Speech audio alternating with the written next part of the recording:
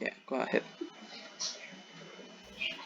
Hi guys, we are going to talk about the countable and uncountable nouns. Eh, First, we are going to talk about countable nouns. It's important to know that the countable nouns are nouns that can be counted as individual items or units. We can use it in singular and plural forms, and we can use numbers or quantity words with them such as one, two, many, few, etc. And also we can use it with articles a and the, demonstratives this, that, this, those, and quantifiers some, many, a few. We use it to indicate the number of quantity of the items. Here are some examples of countable nouns. Let's see the examples. Singular nouns. These represent one thing.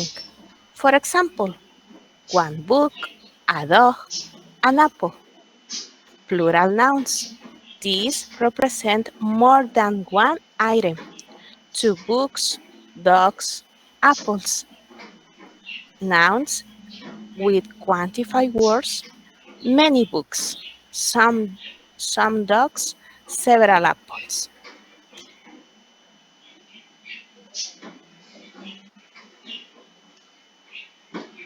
Okay, guys, we are going to talk about uncountable nouns. Uncountable nouns have substance, concept, and etc. that we cannot divide into separate elements. We cannot count them. For example, we cannot count milk. We can count bottle of milk or liters of milk, but we cannot count milk itself. Um, some more uncountable nouns is music, art, love, happiness, advice, information, news, language, rice, sugar, water, etc. We usually treat uncountable nouns as a singular. We use as singular verbs. For example, this news is very important. Your language looks heavy. Tricky sport. Some nouns are uncountable in other language but uncountable in English. They must follow the rules for uncountable nouns. The most common ones are accommodation, advice, badge, behind, bread, future, information, language, news, progress, traffic, travel, trouble, weather, and work. Examples. I would like to give you some advice. How much bread should I bring? I didn't make much progress today. This looks like a lot of trouble to me. We didn't an all of work yesterday. A little bit, but the next. Be careful. With with the noun here, which is normally uncountable in English. So it is not use the plural. It can be countable only when referring to individual hair. Example: she has long blonde hair. The child hair has curly. I washed my hair yesterday.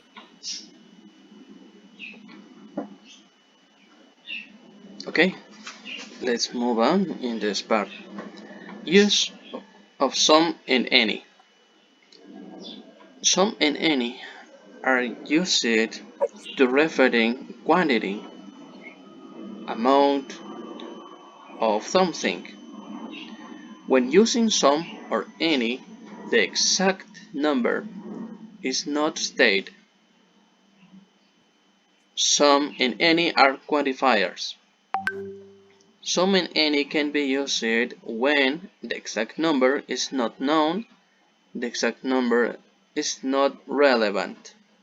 or not important. And some and any are used with countable and uncountable nouns. We got a few examples.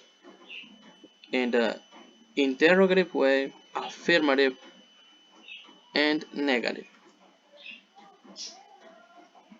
Are there any tomatoes in the fridge? Yes, there are some. No, there aren't any. Is there any orange juice?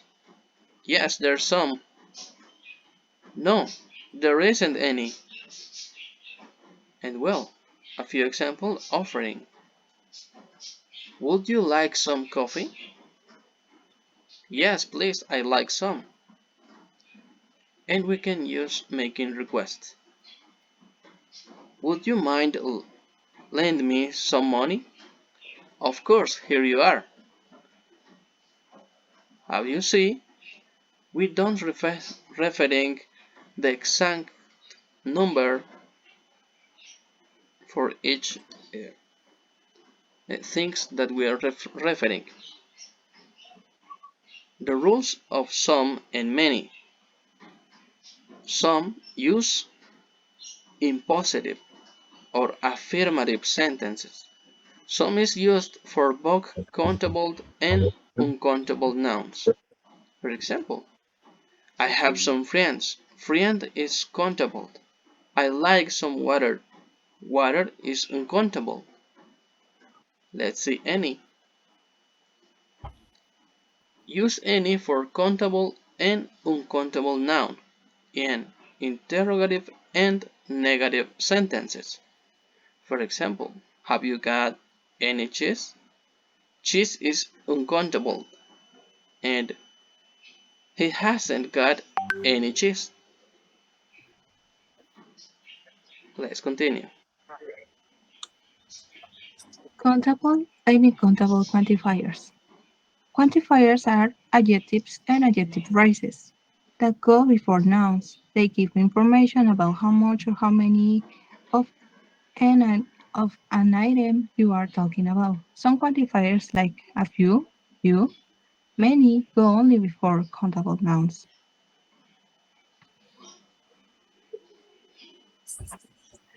Let's continue.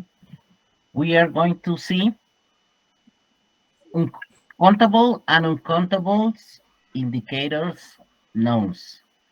Uncountable nouns, also called mass nouns, can also be distinguished by their combination with the words much and many. An uncountable noun will almost always be used with many, as in I have many dogs. An uncountable nouns is more often found with much, as in I have too much sugar. What is the determinator for countable and uncountable nouns? All, every, age, two, or any other number. Few, many, and most are some of common determinants we are all familiar with that are used for countable. There are indicators for countable and uncountable nouns.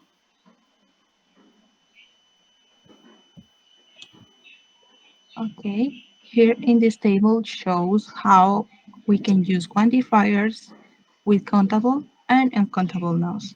As I said before, we use quantifiers in English to express the idea of quantity of normal.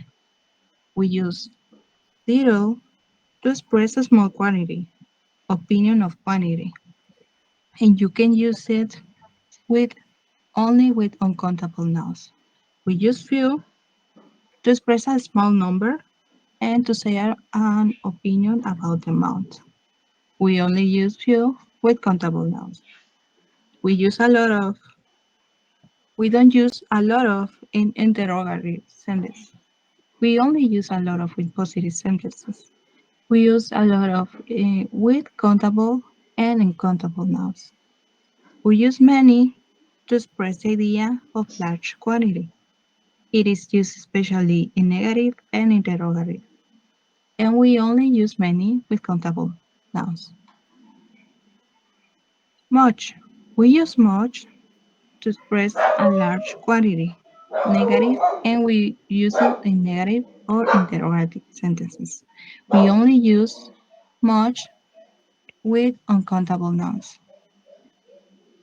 We use any is used in the same context as some. We use any and negative or interrogative phrases. We can use many with countable and uncountable nouns. Lots of is like a lot of, but it's more informal. And we use lots of with countable and uncountable nouns.